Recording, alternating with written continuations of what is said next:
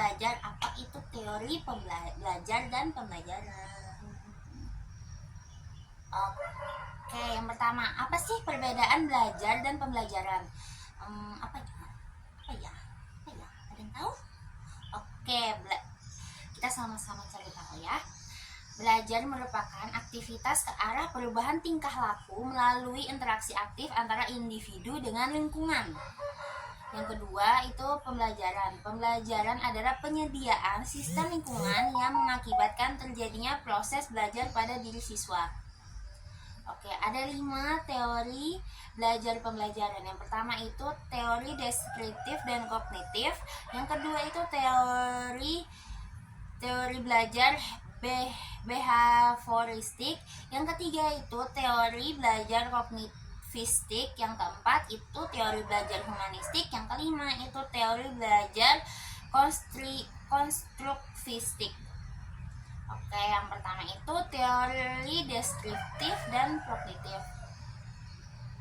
Teori belajar deskriptif adalah teori yang menjelaskan tujuan dari proses belajar, sedangkan teori pembelajaran preskriptif adalah teori yang mengemukakan tujuan optimal dari metode pembelajaran. Oke, yang kedua teori belajar behavioristik. Imron mengemukakan bahwa teori behavioristik belajar adalah suatu kontrol instrumental yang berasal dari lingkungan. Pendidik mengkondisikan sedemikian rupa sehingga pelajar mau belajar. Tujuannya itu pada teori ini seseorang dianggap telah belajar sesuatu yang ia dapatkan, menunjukkan perubahan tingkah lakunya. Menurut teori ini yang terpenting adalah masuknya atau input yang berupa stimulan dan keluarnya atau output yang berupa respon. Adapun menurut tokoh-tokoh, yang pertama itu menurut Pavlov, proses di mana suatu stimulan atau rangsangan yang awalnya tidak dimunculkan respon tertentu diasosiasikan dengan stimulan kedua yang dapat memunculkannya. Hasilnya, stimulan pertama pun dapat memunculkan responnya. Yang kedua, menurut Guthrie, asas belajar Guthrie yang utama adalah hukum contiguity, yaitu gabungan stimulan-stimulan yang disertai suatu gerakan. Pada waktu timbul kembali cenderung akan diikuti oleh gerakan yang sama. Yang ketiga itu menurut Watson mendefinisikan belajar sebagai proses interaksi antara stimulan dengan respon. Namun stimulan dan respon yang dimaksud harus berbentuk tingkah laku yang dapat diamati atau dapat diobservasi dan dapat diukur.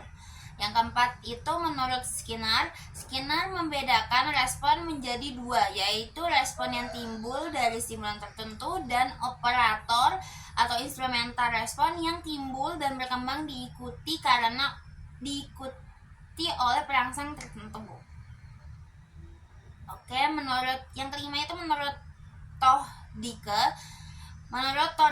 belajar dapat dilakukan dengan mencoba-coba, trial on error. Mencoba-coba ini dilakukan manakala seseorang tidak tahu bagaimana harus memberikan respon atau sesuatu. Dalam mencoba-coba ini, seseorang mungkin akan menemukan respon yang tepat berkaitan dengan persoalan yang dihadapinya. Oke, yang ketiga itu teori belajar kognitivistik. Kerangka konseptual dari psikologi yang menekankan peran proses kognitif dalam pembelajaran. Teori ini menganggap bahwa individu memproses informasi dan merangsang makna dari pengalaman mereka sebagai bahan proses dari pembelajaran.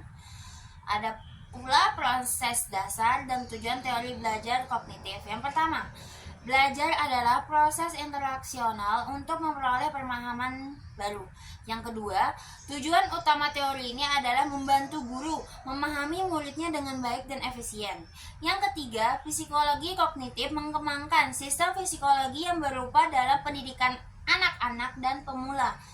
Yang keempat, konstruktif prinsip belajar secara ilmiah untuk menghasilkan hasil yang produktif di sebuah kelas. Yang kelima, Teori ini menjelaskan bagaimana pemahaman atas diri dan lingkungan memengaruhi perilaku dan mencoba tujuan individu. Oke, teori belajar kognitif menurut pakar kognitif. Yang pertama itu menurut Jean Piaget. Piaget berpendapat bahwa perkembangan kognitif didasarkan pada perkembangan sistem saraf dan semakin kompleksnya susunan syaraf seiring bertambahnya usia. Piaget meyakini bahwa pengetahuan tidak hanya datang dari luar, tapi juga berasal dari dalam diri melalui proses asimilasi, penggabungan informasi baru ke dalam struktur kognitif. Yang kedua itu ada akomodasi, penyesuaian struktur kognitif dengan situasi baru, dan yang ketiga itu ekolibrasi, pengembangan antara asimilasi dan akomodasi. Oke, yang kedua itu menurut Jimiro S. Brunner. Teori ini berpusat pada konsep bahwa anak harus berperan aktif dalam proses belajar yang disebut sebagai belajar penemu. This various learning. Brunner percaya bahwa pendidikan seharusnya merupakan pengalaman menemu pribadi bagi setiap individu murid, di mana siswa mengorganisir informasi sesuai dengan tingkat pemikiran mereka. Dalam pandangan Brunner, belajar yang bermanfaat dapat memiliki struktur informasi yang kuat hanya dapat terjadi melalui belajar penemuan, di mana siswa aktif mengidentifikasi prinsip-prinsip kunci secara mandiri, bukan hanya menerima penjelasan dari guru. Oke, yang ketiga itu menurut Robert M. Garner. Belajar sebagai proses pengembangan informasi dalam otak manusia. Belajar tidak hanya proses tunggal, tetapi merupakan hasil efek kumulatif dari perkembangan dan dari pertumbuhan dan perkembangan tingkah laku. Garner mendeskripsikan belajar sebagai serangkaian proses kognitif yang mengubah belajar stimulan dari lingkungan menjadi terhadap pengolahan informasi untuk mengembangkan kapasitas baru. Oke, pengolahan otak manusia itu ada repertor atau alat indera penerima rangsangan dari lingkungan dan mengubahnya menjadi sinyal netral. Yang kedua itu ada sensor register, sinyal sensoristik diterima oleh pusat syaraf, kemudian disaring untuk membentuk perspektif selektif.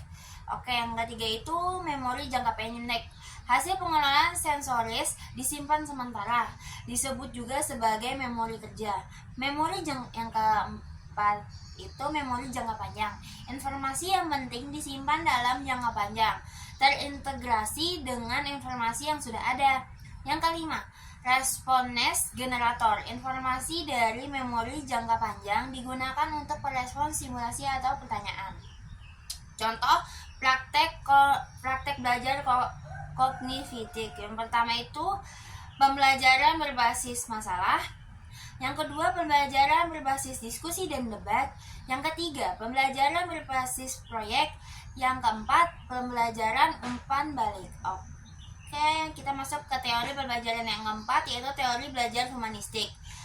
Teori ini adalah sebuah teori belajar yang mengutamakan pada proses belajar bukan hasil dari belajarnya. Oke, yang kelima itu teori belajar konstruktivistik. Teori belajar konstruktivistik mengakui bahwa peserta didik akan dapat mengidentifikasikan informasi ke dalam pikirannya hanya pada konsep pengalaman dan pengetahuan mereka sendiri pada kebutuhan latar belakang dan minatnya.